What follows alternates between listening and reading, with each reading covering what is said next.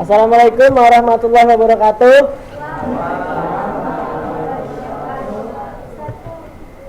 Kami dari kelompok 2 ingin menjelaskan tentang observasi. Sebelumnya kami akan memperkenalkan nama kelompok kami. Yang pertama Aditya Kurniadi, yang kedua Irwan Jerani, yang ketiga Istiqamah Wahyu Ningsih, yang keempat Muhammad Rida. Yang pertama observasi. Observasi adalah aktivitas pencatatan fenomena yang dilakukan secara sistematis. Observasi bertujuan untuk memperoleh data secara langsung dari lapangan. Melalui observasi, peneliti dapat memperoleh gambaran tentang kehidupan sosial suatu masyarakat yang sulit diketahui dengan metode lainnya. Observasi dapat dilakukan melalui penglihatan, penciuman, pendengaran, peraba, dan pengecap. Semua kegiatan ini dinamakan observasi atau pengamatan langsung. Observasi dapat dikatakan sebagai metode pengumpulan data apabila memenuhi beberapa kriteria berikut. 1. Pengamatan telah direncanakan secara sistematis. 2. Pengamatan harus berkaitan dengan tujuan penelitian. 3. Pengamatan harus dicatat secara sistematis. 4. Pengamatan dapat dicek dan dikontrol kebenarannya. Dalam suatu penelitian, observasi dapat dilakukan dalam berbagai cara, seperti tes, kuesioner, rekaman gambar, dan rekaman suara. Cara observasi yang paling efektif adalah dengan menggunakan pedoman observasi. Pedoman tersebut berisi poin-poin kejadian atau tingkah laku yang digambarkan akan terjadi. Selanjutnya, peneliti sebagai seorang pengamat tinggal memberikan tanda centang pada kolom yang dikehendaki pada pedoman tersebut. 2. Instrumen observasi. Observasi dapat dilaksanakan dengan beberapa instrumen berikut.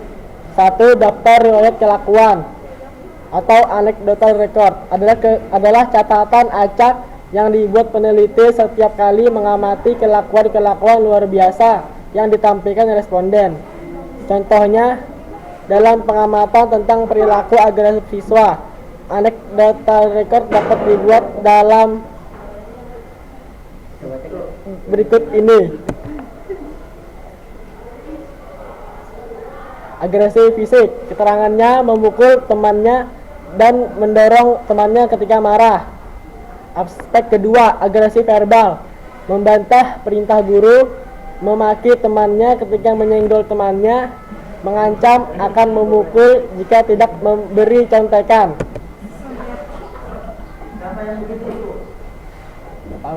Langsung jalani. Siap.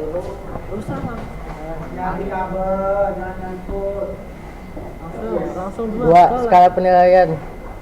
Skala penilaian digunakan untuk menetapkan penilaian secara bertingkat serta untuk mengamati kondisi dan situasi secara kualitatif.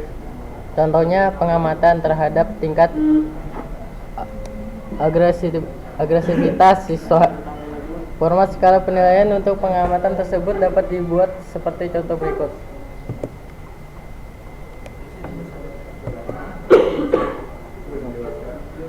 Keterangan skala penilaian dari kiri ke kanan. 1. Tidak pernah. 2. Jarang. 3. Kadang-kadang. 4. Sering. 5. Selalu. Cara pengisian skala penilaian di atas adalah dengan memberikan tanda pada kolom sesuai dengan pengamatan. Contoh, jika pada bagian rincian perilaku memukul tanda centang dibutuhkan pada nomor 2, berarti frekuensi perilaku memukul siswa yang bersangkutan jarang. 3. Daftar cek. Daftar cek adalah format yang berisi catatan setiap faktor atau aspek yang akan diamati dan digunakan suatu pengamatan berlangsung. Penelitian akan memberikan tanda centang pada kolom-kolom yang telah disediakan dalam format pengamatan. Pada bagian bawah atau samping lembar observasi, penelitian sebaiknya menambahkan kolom kosong untuk mencatat komentar untuk menambah informasi berkaitan dengan faktor-faktor yang diamati yang belum termasuk dalam daftar cek. Perhatikan contoh berikut.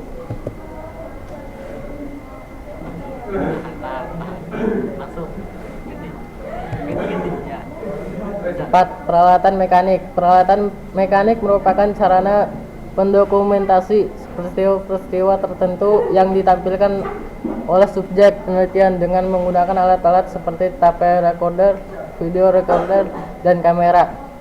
Yang kelima, human instrument. Human instrument adalah istilah dalam penelitian kualitatif untuk menyebut peneliti yang bertindak selaku instrumen peneliti. Dalam posisi ini, kemampuan peneliti dalam mengambil data sangat diperlukan. Oleh karena itu, berhasil tidaknya suatu penelitian akan banyak bergantung pada kemampuan peneliti dalam mengumpulkan data. Kelemahan teknik pengambilan data ini adalah peneliti tidak bisa berada pada dua atau lebih tempat yang berbeda ketika beberapa situasi atau peristiwa yang penting dalam penelitian terjadi pada saat yang bersamaan. Kelemahan ini dapat diatasi dengan menggunakan bantuan pihak lain untuk melakukan pengambilan.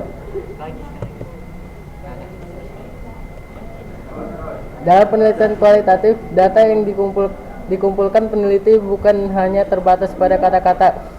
Data yang dimaksud dalam penelitian kualitatif mencakup segala sesuatu yang diperoleh dari apa yang dilihat, didengar, dan diamati peneliti.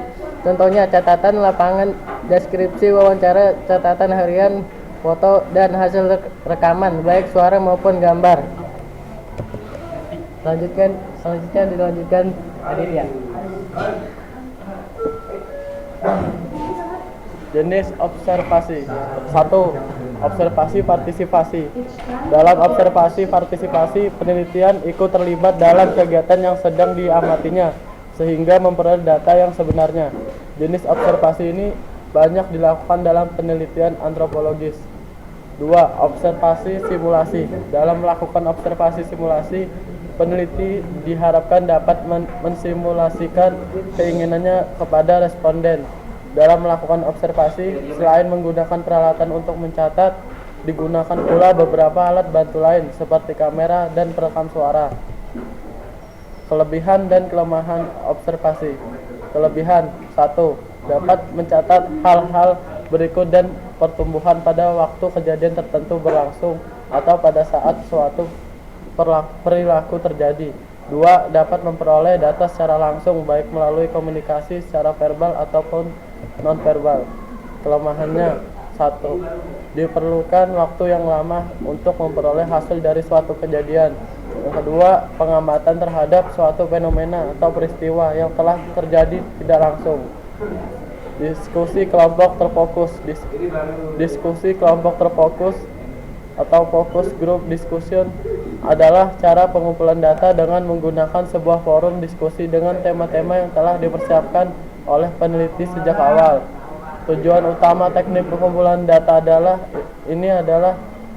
untuk mendapatkan informasi sebanyak-banyaknya tentang tema yang menjadi fokus penelitian.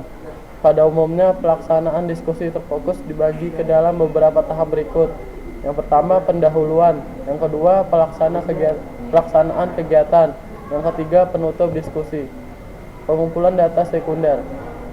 Data sekunder adalah data yang diperoleh secara tidak langsung dari lapangan. Salah satu sumber data sekunder yang terpenting adalah data statistik yang diterbitkan oleh lembaga-lembaga yang berwenang, baik swasta maupun pemerintah, seperti Badan Pusat Statistik. Dalam proses pengumpulan sumber data sekunder seringkali harus terlebih dahulu dilakukan sebelum peneliti pengumpulan data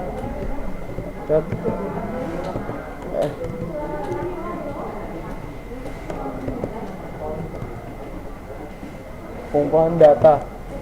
Studi kepustakaan. Studi kepustakaan merupakan kegiatan pengumpulan data dan informasi yang memuat berbagai ragam kajian teori yang sangat dibutuhkan peneliti. Pengumpulan data melalui metode memiliki beberapa kelemahan dan keuntungan sebagai berikut. Kelemahan. Pertama, data yang diperoleh mungkin tidak dapat memenuhi kebutuhan peneliti karena dikumpulkan oleh orang lain.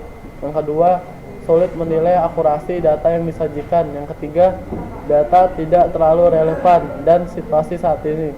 Keuntungan lebih murah. Yang kedua, praktis. Beberapa manfaat studi kepustakaan sebagai berikut. 1. Menggali teori-teori dasar dan konsep yang telah ditemukan oleh para peneliti terdahulu. Yang kedua, mengikuti perkembangan penelitian dalam bidang yang akan diteliti. Yang ketiga, memperoleh orientasi yang lebih luas mengenai topik yang dipilih. Yang keempat, memanfaatkan data sekunder. Yang kelima, menghindarkan duplikasi penelitian. Selesai.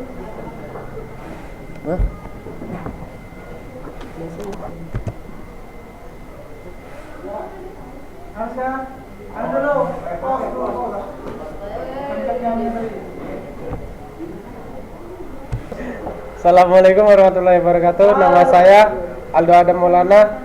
Saya ingin bertanya, apa perbedaan kelebihan dan kelemahan observasi?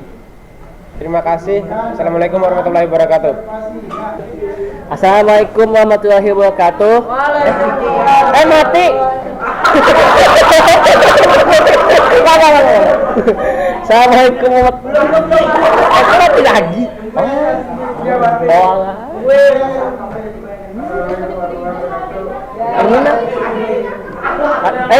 Saya mau mati lah.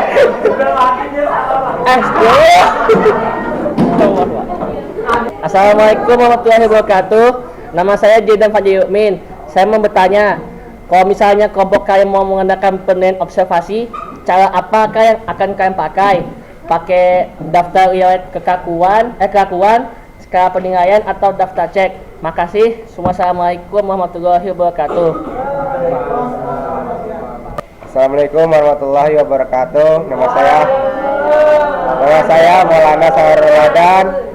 Saya ingin bertanya, mengapa dalam setiap penelitian harus secara sistematis? Itulah pertanyaan saya. Assalamualaikum warahmatullahi wabarakatuh. Assalamualaikum warahmatullahi wabarakatuh.